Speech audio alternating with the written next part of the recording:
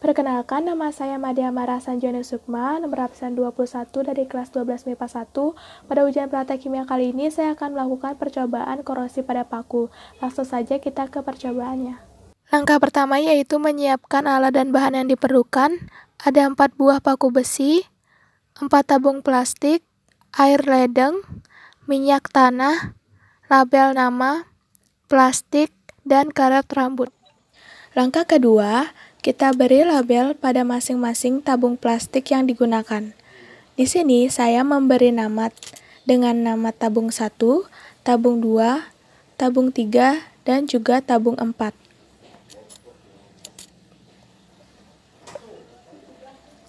Kemudian, masukkan paku besi ke masing-masing tabung plastik yang sudah diberi label nama. Untuk tabung yang pertama, di sini saya memasukkan air ledeng hingga paku besi terendam sepenuhnya. Untuk tabung yang kedua, saya juga memasukkan air ledeng hingga paku terendam sepenuhnya, namun di sini saya tutup kembali dengan menggunakan plastik dan diikat dengan karet rambut.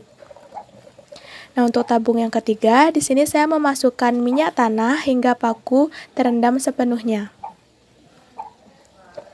Nah, sedangkan untuk tabung 4, saya juga memasukkan minyak tanah, namun di sini saya tutup kembali dengan menggunakan plastik dan saya ikat dengan menggunakan ikat rambut.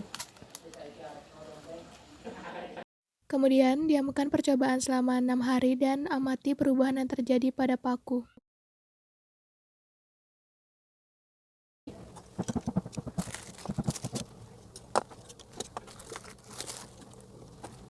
Baiklah, setelah 6 hari saya melakukan percobaan korosi ini, maka hasil yang saya dapatkan adalah paku pada tabung yang pertama dan tabung yang kedua ini mengalami korosi atau berkarat, sedangkan paku pada tabung ketiga dan keempat itu tidak mengalami korosi atau tidak berkarat.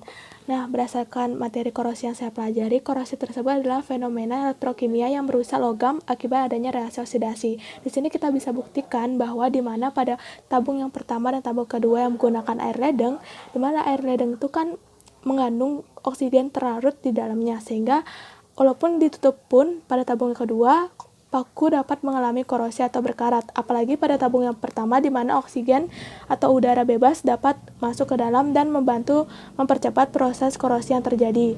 Kemudian pada tabung yang ketiga dan keempat yang menggunakan minyak tanah, paku tidak mengalami korosi atau tidak berkarat karena minyak tanah sendiri mengandung sifat untuk tidak bereaksi dengan oksigen dan cenderung melindungi paku dari korosi.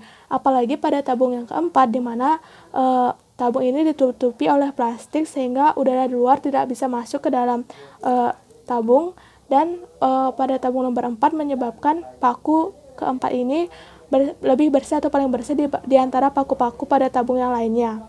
Nah, dari percobaan tersebut dapat saya simpulkan bahwa faktor yang mempengaruhi kecepatan korosi pada suatu logam itu yang pertama yaitu oksigen, di mana semakin banyak oksigen yang ada, maka proses korosi akan lebih cepat terjadi dan lebih banyak terjadi. Kemudian yang kedua yaitu larutan yang digunakan untuk memproduksinya, di mana air memiliki sifat untuk membantu korosi lebih cepat, sedangkan minyak tanah tidak bisa membantu proses korosi karena tidak bisa bereaksi dengan oksigen. Kemudian yang ketiga yaitu jenis logam, di mana semakin cepat logam tersebut untuk beroksidasi, maka korosi akan terjadi lebih cepat.